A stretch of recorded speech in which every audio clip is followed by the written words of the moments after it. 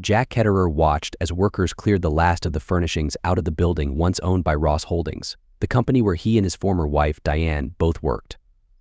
He smiled as he took pictures of the items being moved out of the building, knowing he would use them to embarrass David Ross, the former CEO and founder of the company now paying his debt to society along with Diane. It started innocently enough. Diane once worked for Jack as his secretary, but he and others saw something in her, mentored her, and before long, she was his equal. They took an instant liking to each other, and despite her being several years his junior, got married after a months-long engagement. Life, at least as far as Jack was concerned, was perfect. He had the perfect job, the perfect drive, and everything else fell into place. That is, until the day Jack lost his job. He was told it was because of the recession and given a large severance package. That, along with the monthly dividends he received from a huge trust fund set up by his grandparents, kept their heads above water.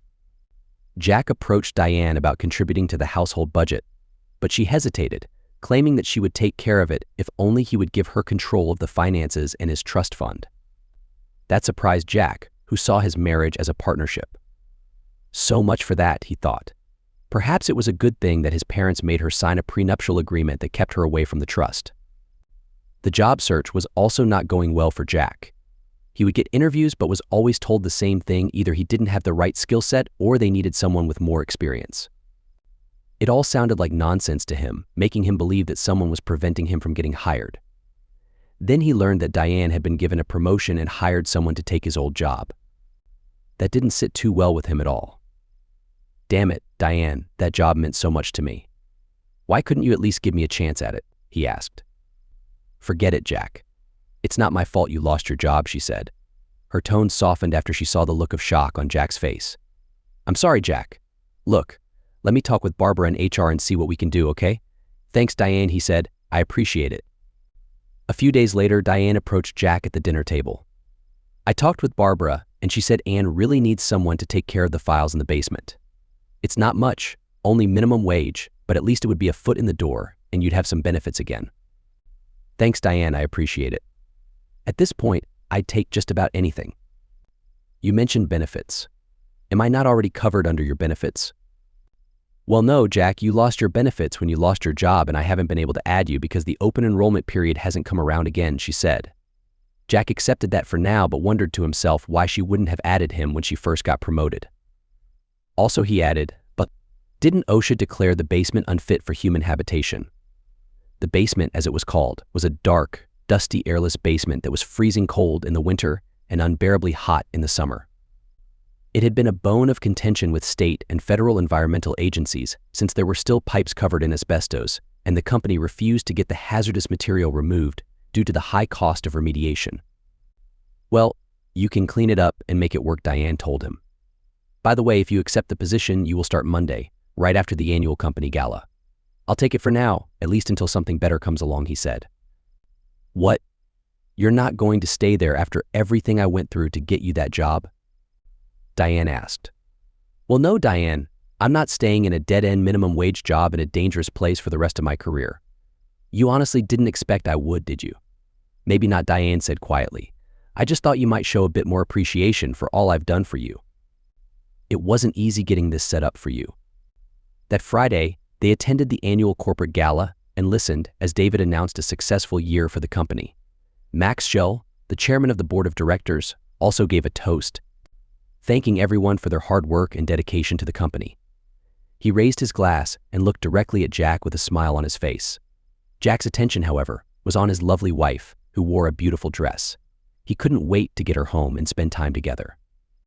After the speeches and accolades, Jack was approached by a former co-worker who said he had questions about one of his old accounts. "Good grief, this is a party," Jack said. "Can it wait?" Diane waved him off, promising to be there when he got back. Jack grabbed his drink and headed out. Looking back, he saw David approach Diane. "What is the most attractive woman in the company doing sitting here all by herself?" David asked.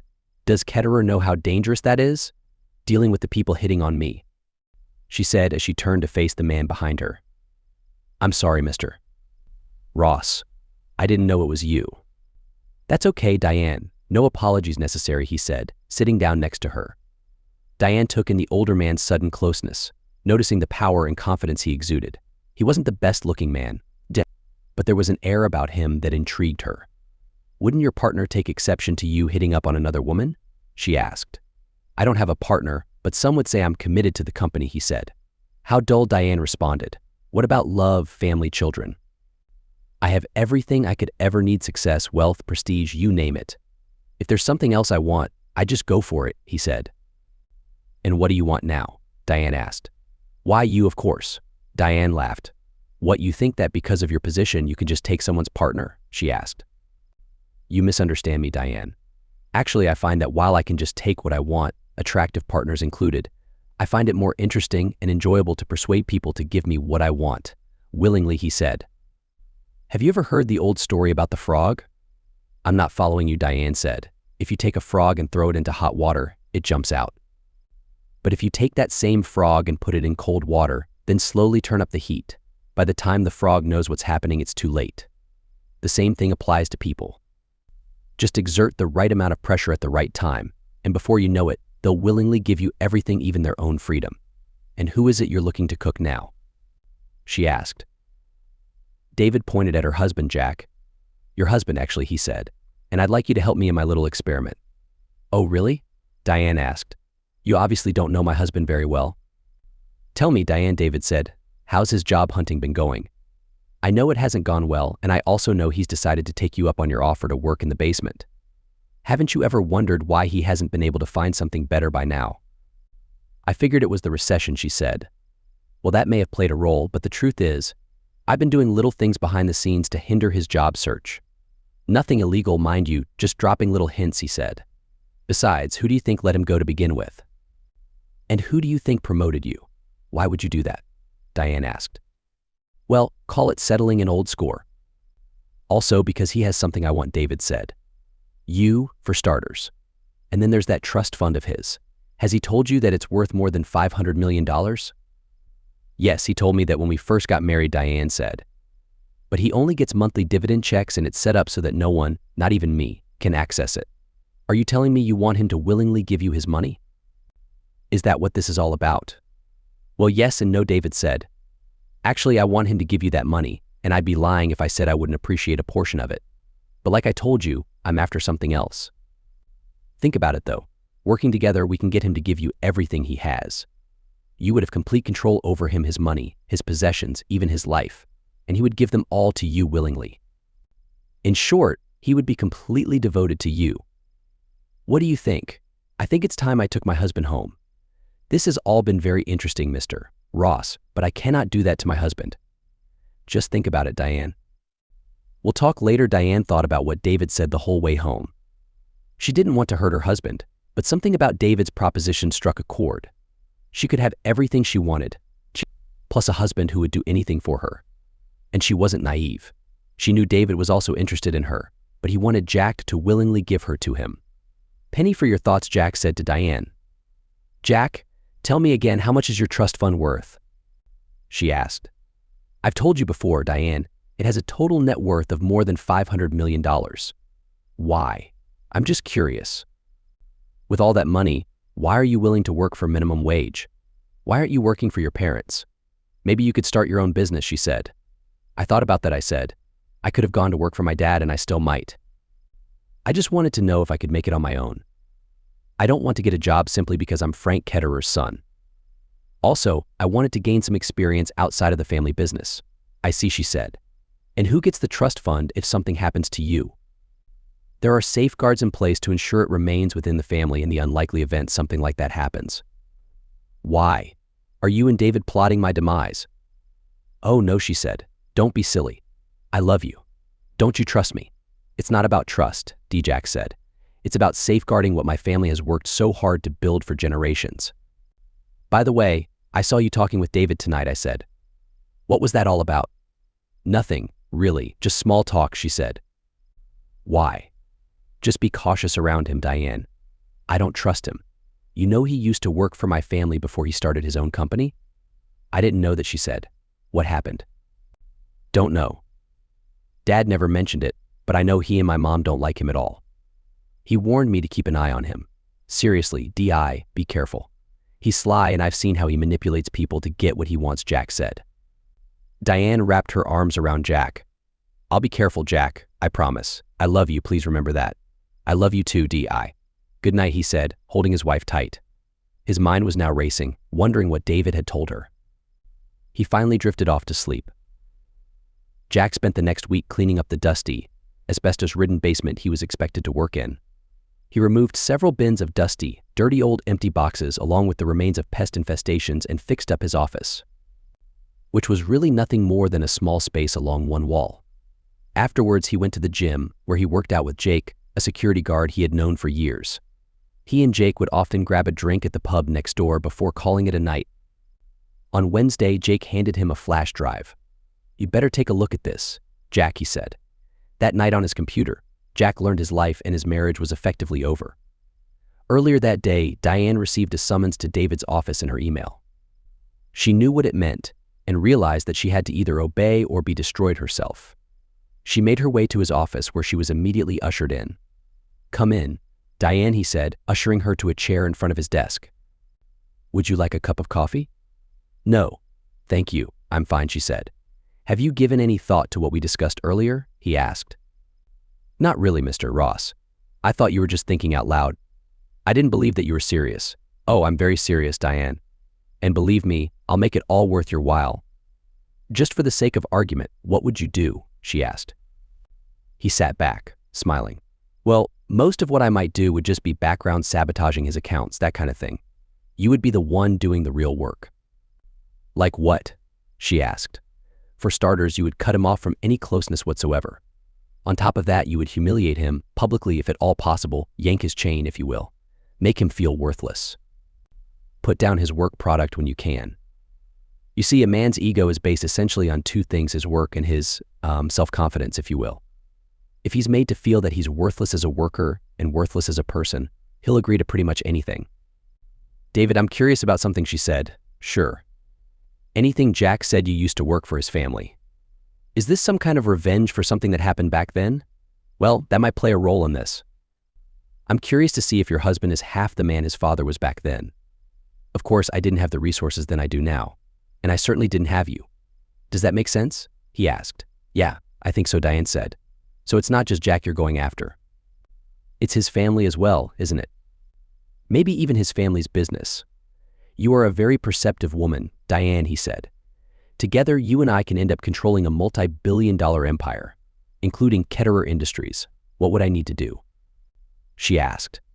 "Spend his money like there's no tomorrow. Make him go broke if you can.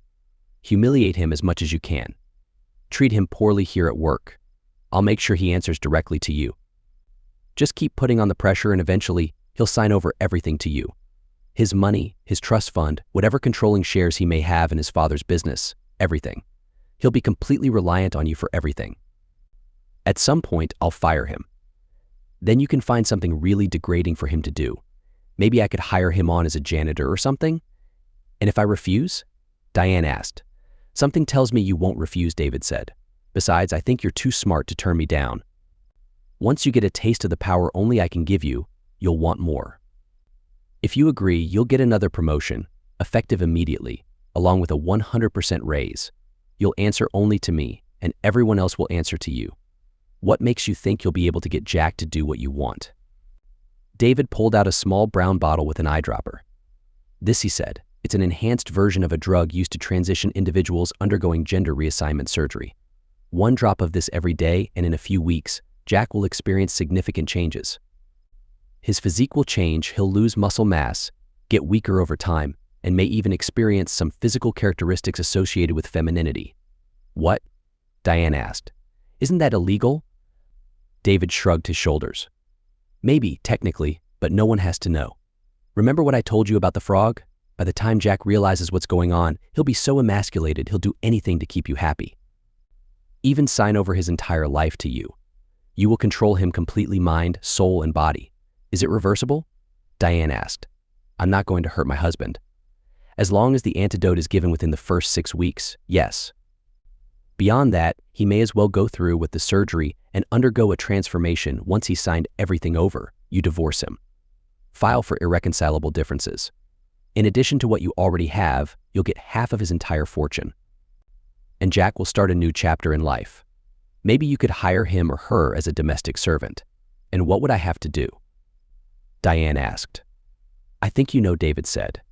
She knew, all right. She considered her options. Either go along with David and hurt her husband temporarily until she gets what she wants or face David's wrath.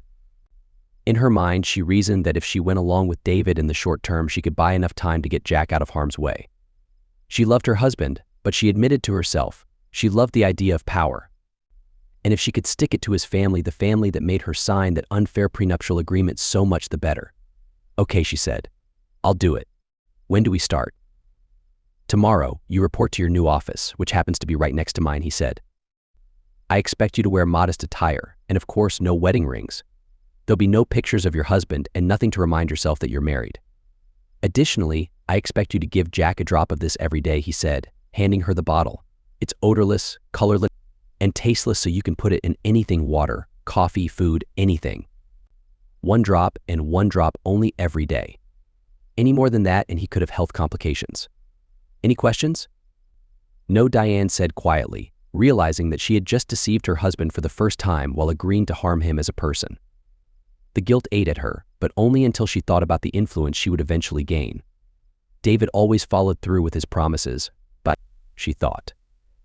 Jack felt as though he had been punched in the stomach as he watched his loving wife agree to help David harm him while sealing the deal with a physical act. Worse yet was the pain he felt watching David smear his essence on her wedding ring as his wife smiled. The ring he gave her as a symbol of their union on the day she promised to forsake all others for him. Jake put a hand on his shoulder and offered him another drink. That's some messed up stuff right there, Jake said. What are you going to do now? I've got no choice, Jack said. I'm divorcing her. Maybe you should talk to someone first, Jake said. What was that he mentioned about your family? Ross used to work for my dad and my grandfather back in the day, before he started his own company. I don't know what happened, but I know my dad hates his guts. You think I should talk to him? I would, Jake said.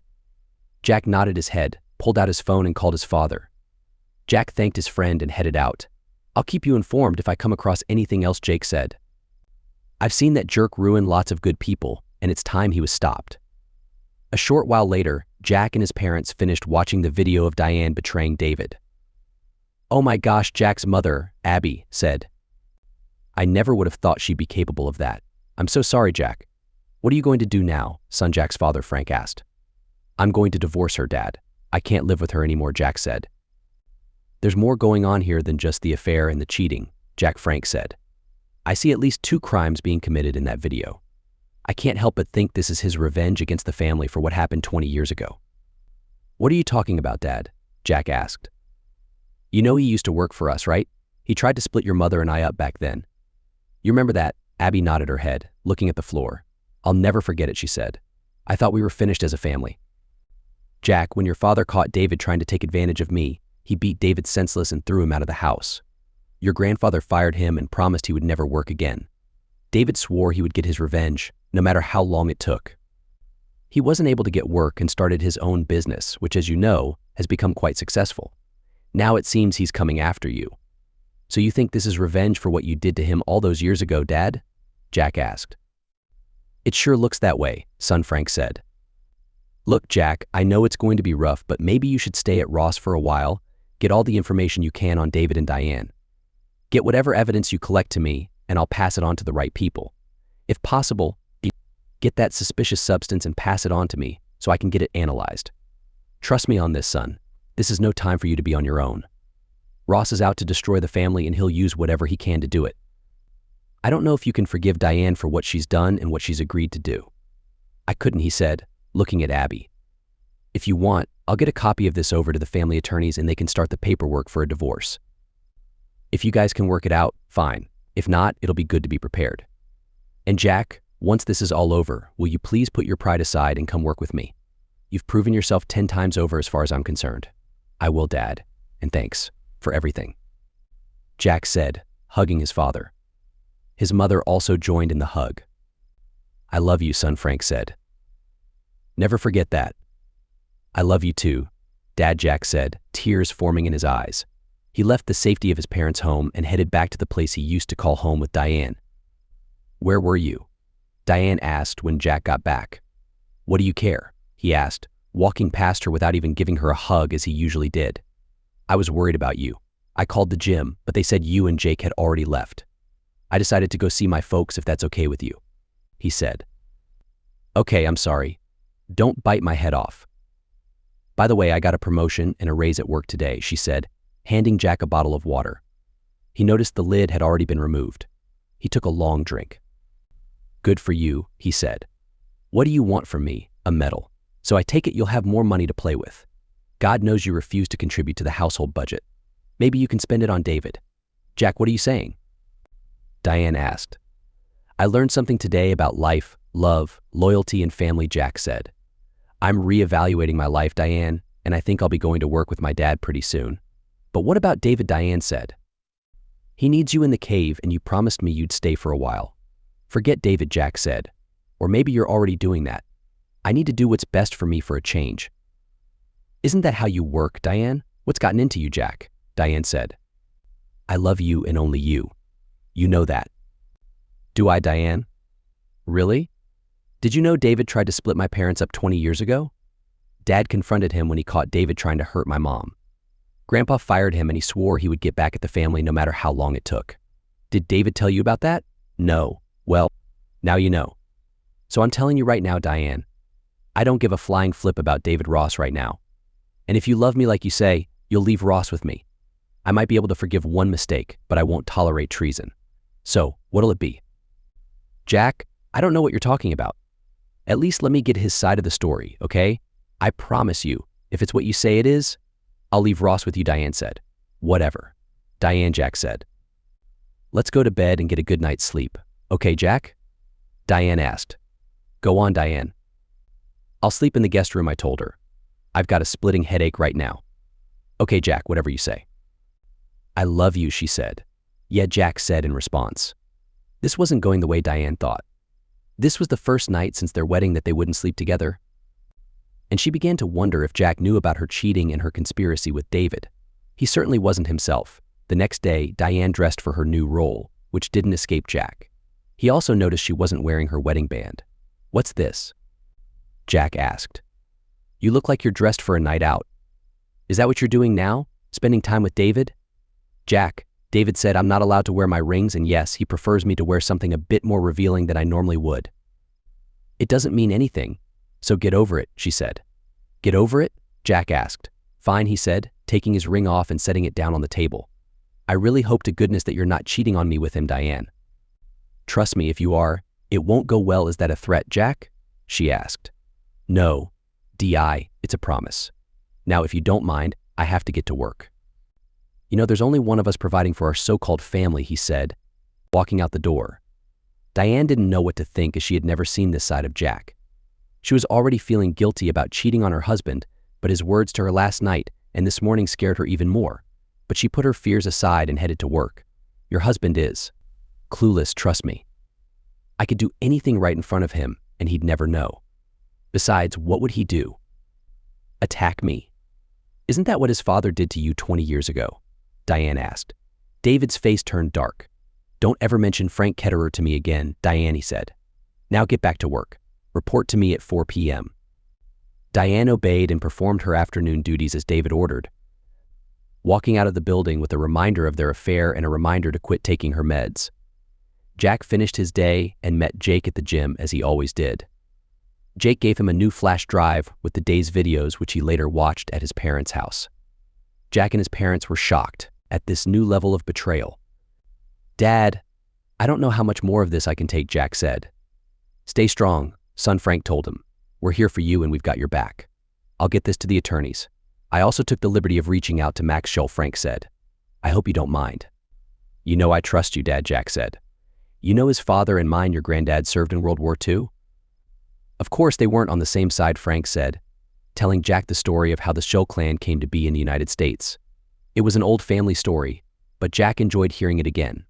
According to the tale, Schull's father, Gunther, was a soldier in the Wehrmacht who was taken prisoner by Frank's father just 2 days before the Nazis surrendered.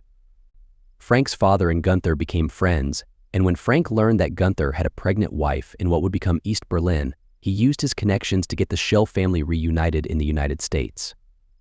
Gunther was so appreciative that he went to work for Frank's father and stayed with the company until he died of a stroke some 30 years later. Their child, Max, was born in the US and thanks to the law, was automatically a citizen. Max was a few years older than Frank and the two became very close. Max even changed Jack's diapers a time or two, or so Jack was told. The story embarrassed him but seemed to entertain his parents. Max married and had a daughter, Renate, a blonde-haired, blue-eyed girl. Jack and Renate went to high school together and became a couple. So much so that they gave each other their first time on his 18th birthday. They went to college together, but she ended up going to Germany to finish her medical education at her father's insistence. Jack missed her and thought of her often. He often wondered what his life would have been like if they had married. They remained friends and stayed in touch by email. She even congratulated him when he told her of his marriage to Diane. The meeting ended. Jack left for his home and his unfaithful wife. Diane handed him a bottle of water as he came in.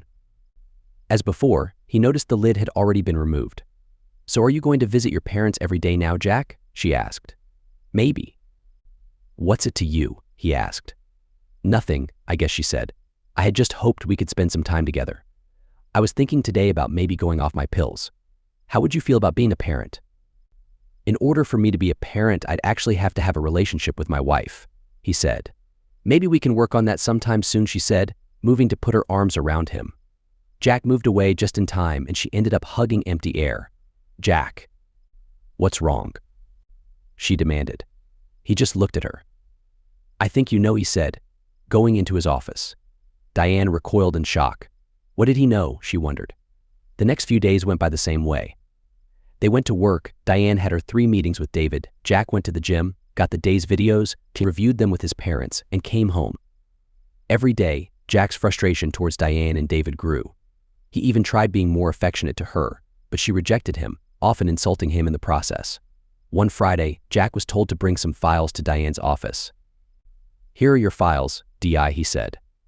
Diane looked up as he began to leave. "We need to discuss something, Mr. Ketterer," she said. "So, it's now Mr. Ketterer." "Okay, DI, what's up?" he asked. "I don't think it's appropriate for you to address me by my name since I'm your superior," she said. "Really?" he asked. "I don't remember that being an issue when you worked for me." "A lot of things have changed since then," she said. "I'll say. Once upon a time, I used to have a wife who would never disrespect me," Jack said. "So what should I call you?" "Boss." "Your Royal Highness? Do I have to bow in your presence?" "You can call me MS. Ketterer or Ma Ann like everyone else," she said. "I know. I'll just call you boss. How about that?" "See, yeah, boss," he said as he turned to leave. By now, David had come into the office and addressed Diane. "Is there a problem here?" he asked.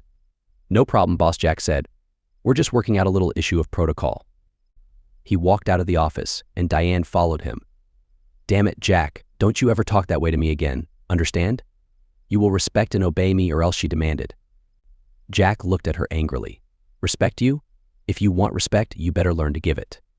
Despite what you and Jerk may think, I'm an employee, not your servant," he said. Diane's eyes grew wide at that. "By the way, boss, don't forget whose inheritance is keeping a roof over your head. And do us all a favor, okay? Use a breath mint after you please David. You stink." The next few days were cold between them, with very few words exchanged. "Dad, I'm going to be at St. Bernard's overnight. The doctor said I'm being given something they use to transition men into women. I don't want Diane anywhere near me." "Understood, son. Thanks for letting me know," Frank said. "Are you going to call her?" "I don't know, Dad. I'll call Barbara at HR and let her know so I'll be covered at work. But I really don't want to talk to Diane." "All right, son, call us when you're checked into the hospital," Frank said before hanging up. Jack dialed Barbara's number. "What's happening, Jack?" she asked. "I'm going to the hospital tonight, Barb." "I won't be able to come in tomorrow," Jack said. "What's wrong? Should I inform Diane or David?" she asked. "I can't explain it, Barb, it's bad. And no, I don't want either David or Diane to know, and I don't want them near me." "I've already made it clear that they should be kept away from me at all costs," Jack said. "Jack, they are your direct superiors. I have to inform them." "What's going on?" "I've been hearing things, and they're not good." "Is everything all right between you and Diane?" she asked. "No, things aren't good, Barb, and I really can't get into it now. You'll know the details soon enough, I guess." "Okay, Jack," Barbara said. "I understand. You take whatever time you need to get well, and I'll take care of things here. Thanks, Barb, Jack said, hanging up. An hour later, Jack was in a private hospital room, accompanied by Dr. Jacobin, who was giving instructions to his nurse. Jack. I'm putting you on a regimen to reverse the effects of the transition drug your wife has been giving you.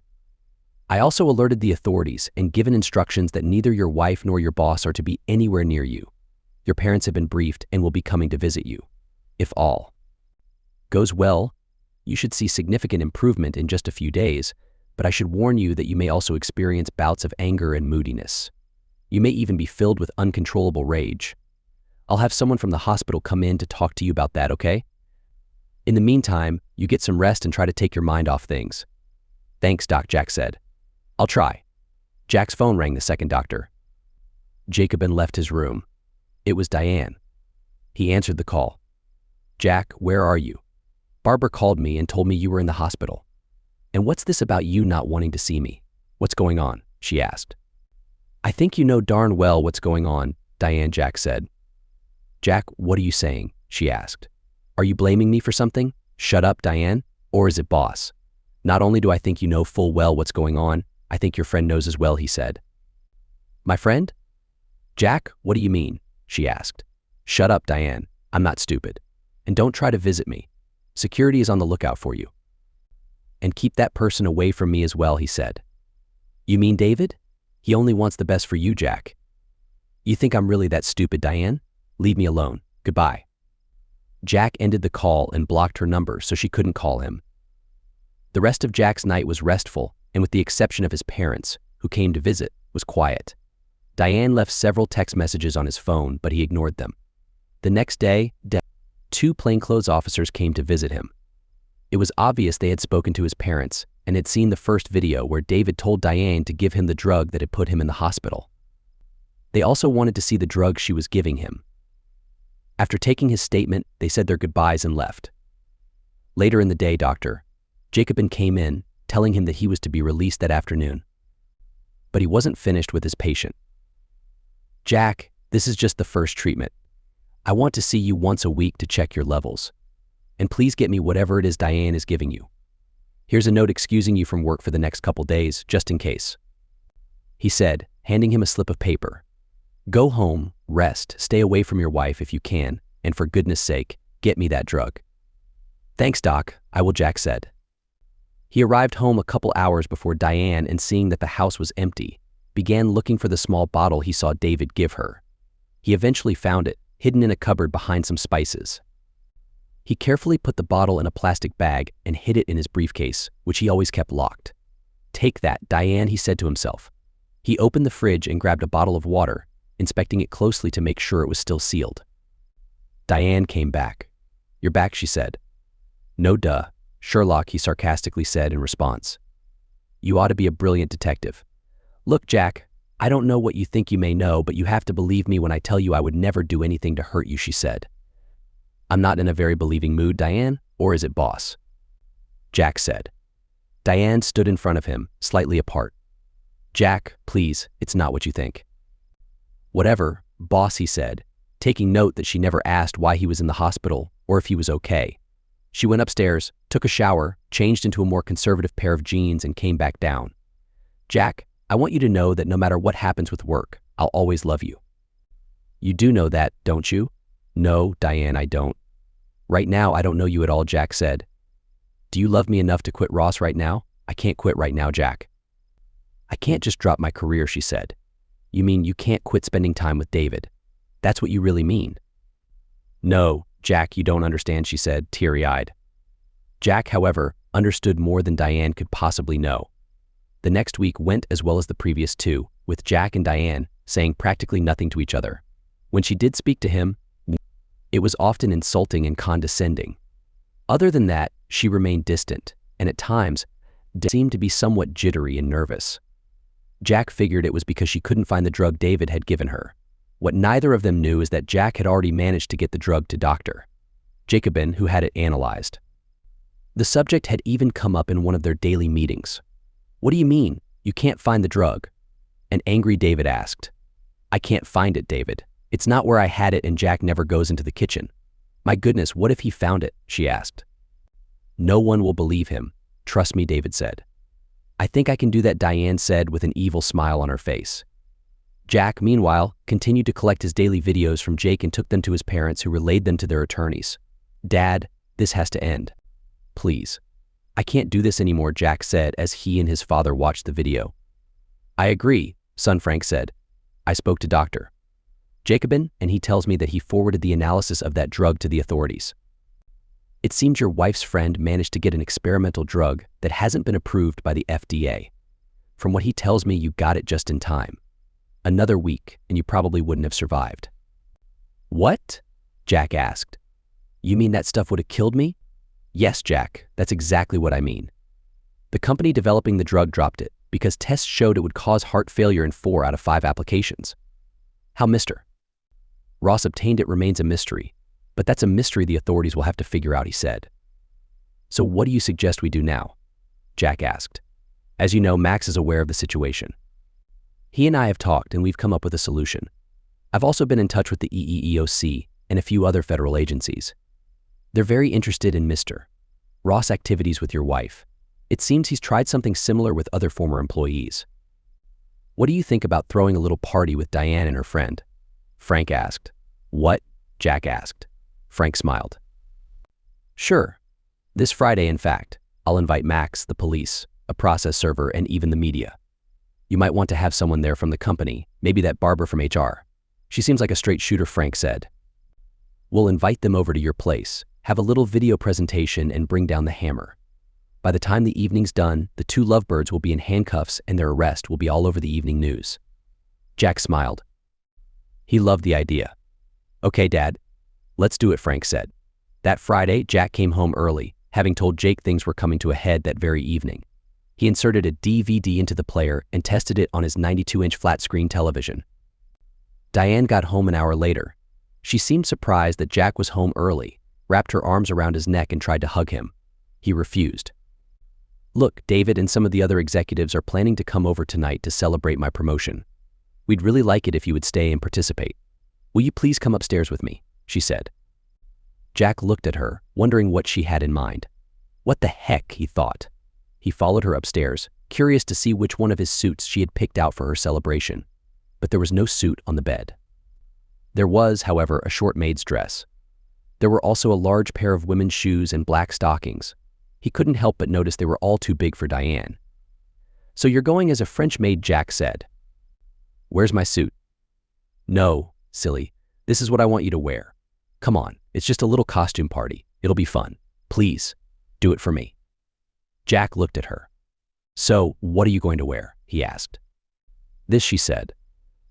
Jack nearly blew his top. Not no, but no way, Jack yelled. That's it, Diane. I've had it with you and your cheating and your nonsense. I work hard for you, put up with you and your refusal to contribute anything to the household. And how do you repay me? By cheating on me and trying to turn me into a woman. That's right, Diane. I know what you and your jerk boss are trying to do to me, Jack said. Diane's eyes opened wide and she stepped away from him, tears in her eyes. Jack, no, it's not like that at all, she said. No way, Diane, Jack yelled. I can tell he's been near you all the time. So can everyone else at work. The doctor also found what you've been giving me. Now you want to bring that awful person into my home and ruin the one place I call safe. Absolutely not. If you want to spend time with him so badly, go to his house and do it there. Jack went to the back end of his closet, opened his gun case, and grabbed his shotgun, loading it up with pellets. He returned to the bedroom. Jack, please don't do anything crazy. It'll only make things worse for you at work. Really? Jack asked. Are you saying that if I don't dress up and submit to your boss, they'll fire me? Maybe she began. Jack, however, aimed his shotgun at the wedding picture above their bed and fired once, destroying her face in the photo. Diane screamed and covered her ears, trembling with fear. Jack grabbed her arm and pushed her downstairs. If you bring that horrible person into our house to defile our marriage, I swear, Diane, that's what I'll do to his face. And maybe even yours, he said. Please, Jack, don't hurt me, she begged. Shut up, Jack growled. He considered shooting her right then and there, but remembered his dad's plan. Tonight was the night everything would be resolved. What if we have a movie night instead? Jack suggested. What do you think? Whatever you want, Diane said, trembling. I'll do anything. Good, Jack said. Put some clothes on. Jack, what's happening? Diane asked, scared. We're going to have a little gathering. Maybe not the kind you and David were planning, but a gathering nonetheless. What time is he coming? Around 6 or so, Diane said. Perfect, Jack said. Everyone else should be here by then. And Diane, just know that you're under arrest. What? You can't arrest me, she said. Oh yes, I can, Diane. In this state, it's a serious crime to drug someone without their knowledge. That's what you did. Even worse, you conspired with that person to harm me. In this state, that's considered poisoning. And since the substances you were drugging me with could have killed me, it's even considered attempted murder, Jack said. Oh, and a word of caution. Don't warn David. You're already in big trouble, so don't make it worse. Diane sat down and cried. Why do you hate me so much, Jack? She asked. Are you kidding, Diane? After everything you've done, put yourself in my shoes. What would you do? Jack asked. Soon, Jack's guests began to arrive. His parents came first, giving Diane stern looks as they embraced their son. Barbara followed, and then Max Schell. A media truck arrived, and a reporter spoke with Jack outside for a few minutes. Frank approached Jack. By the way, Nick, the legal papers are on their way, he said. Good. Thanks, Dad, Jack said. Finally, David arrived at Jack's door. He was surprised to see everyone in the living room. What's happening here, Jack? He asked. Good to see you, David. We're having a movie night at the Ketterers tonight. I know it's not what you were expecting, but plans change. Oh, and by the way, you are under arrest. Please have a seat next to Diane. What? You can't do that, he said. Oh, yes, I can, David. And I just did. Now sit down and be quiet. Or maybe I should let my dad teach you a lesson, like he did 20 years ago. Unless you prefer I shoot you right now. David sat down next to Diane and scanned the room, trying to figure out an escape plan. 2 police officers soon arrived, along with another man carrying a stack of papers. Jack knew it was time to get everyone's attention. Good evening, everyone, and thank you for coming on such short notice. Especially you, Mr. Schell.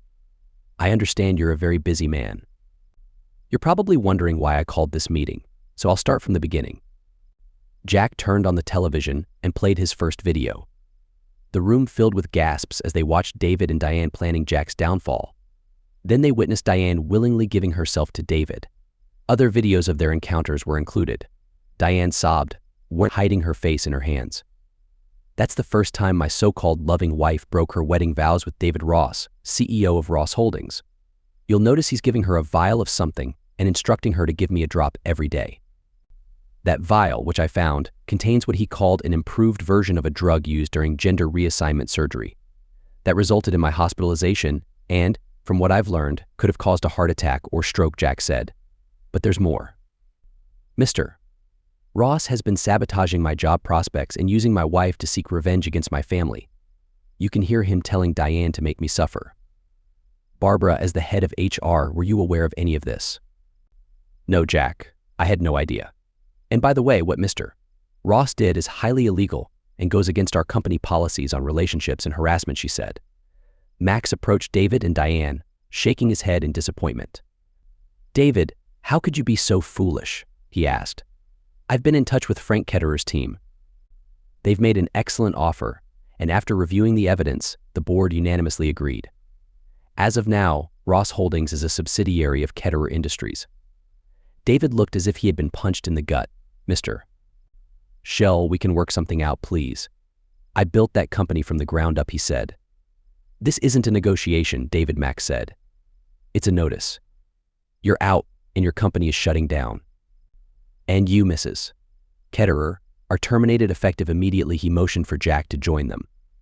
Meet the new CEO of Ketterer Holdings, Max said, putting an arm around Jack.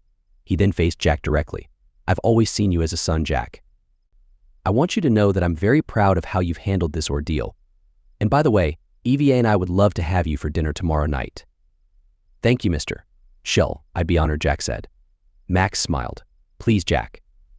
Don't forget, I changed your diapers when you were a baby. You're part of the family, as far as I'm concerned. So call me Max, he said. Just a moment, David said. You know the Ketterers? He asked Max. Of course, Max said. Haven't you heard the story? About how Frank's father brought my family to the States? I thought it was common knowledge, he said, looking at Frank. If it wasn't for Frank's father, my mother would have been trapped in East Berlin, and I would have been born behind the Iron Curtain. So yes, I know the Ketterers quite well, and by the way, he said, addressing Jack, making sure Diane heard every word. Renate is back from Germany for good. She asked me to tell you that she's looking forward to reconnecting. Diane's spirit shattered. She knew about Jack's relationship with Renate and how they celebrated his birthday in high school. I thought she'd be married by now, Jack said. No, according to her, none of the men she met were up to your standards. I think she still loves you, after all this time, he said. Diane deflated even further upon hearing this. Please, mister. Max, tell your wife and Renate that I'll be there, Jack said. Max smiled. Great, he said. Max approached Frank and Abby, shaking their hands. And of course, Frank and Abigail, you're always welcome at our home.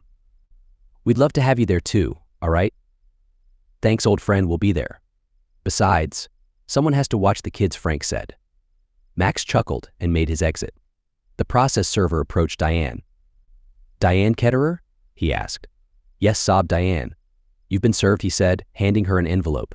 Please note there's also a restraining order requiring you to stay at least 1,000 feet away from Mr. Ketterer, his property, and his family. He then turned to David. Mr. David Ross? He asked, looking at David.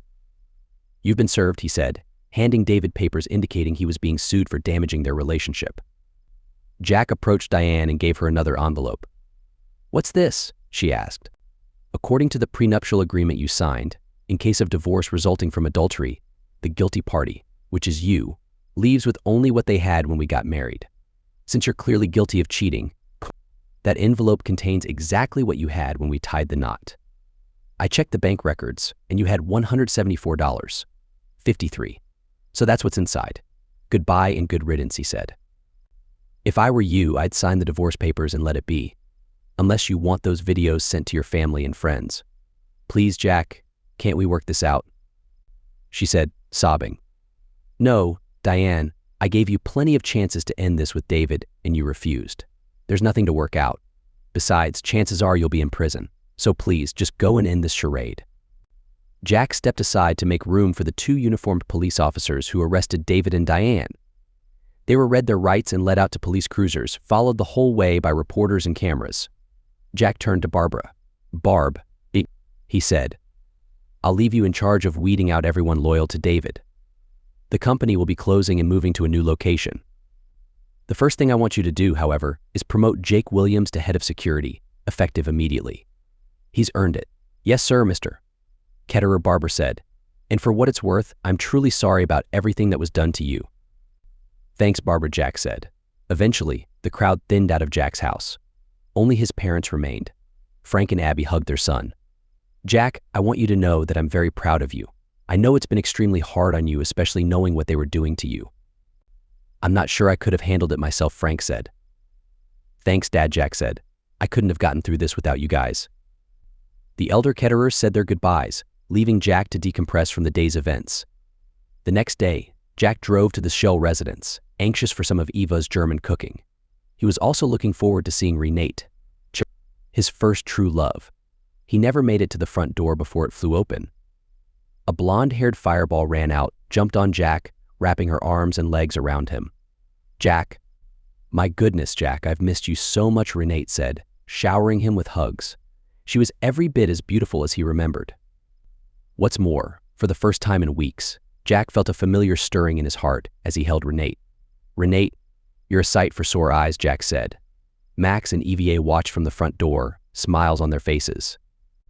Let the poor boy breathe, Max said, laughing. Dinner at the Shells was perfect, with the two families laughing and joking about everything from sports to politics. They even told embarrassing stories about their respective children. No one mentioned Diane or David, which suited Jack just fine. After dinner and dessert, Renate got up and grabbed an overnight bag, then took Jack by the hand. Okay, you guys, we're heading out, she said, hugging her parents.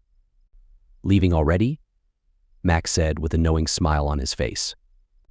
It's not Jack's birthday yet, you know. We've got a lot of time to make up for, Renate said. It was great seeing you again, Frank and Abby, she added, looking at Jack's parents. It was great seeing you too, Renate, Frank said. You young folks go ahead and reconnect, he added. Don't let us old folks hold you guys back. Take care of my daughter, Jack Max said, pointing a finger at the younger Ketterer while grinning from ear to ear. I will, sir. Count on it, Jack said. Jack was surprised that he was able to feel so connected, given what Diane had done to him. He knew that he still faced a lot of recuperative treatment, but he felt relieved that he was able to spend time with Renate. Renate, that was absolutely incredible, he said. She smiled as she wrapped her arm around his chest. For me as well, Liebling, she said. Renate turned on her side and gave Jack a look of concern. Jack, what did Diane and David do to you? I asked Dad and your folks and they said I should ask you. Jack told Renate the story of how the two plotted to destroy him, leaving nothing out. Renate was crying by the time he finished. My goodness, she exclaimed. It's a good thing I wasn't here. I would have given them a piece of my mind. Tell me, Renate, Jack said. I know it's none of my business, and you don't have to say anything if you don't want, but I figured you'd be married by now. No, Jack, you should know, she said. I met quite a few men, even dated some of them a time or two. The truth is, none of them were you. Jack looked at her in amazement. She continued. The truth is, Jack, I haven't been with a man since the last time you and I were together. Now I feel bad, Jack said. Renate shook her head. No, Jack, don't feel bad.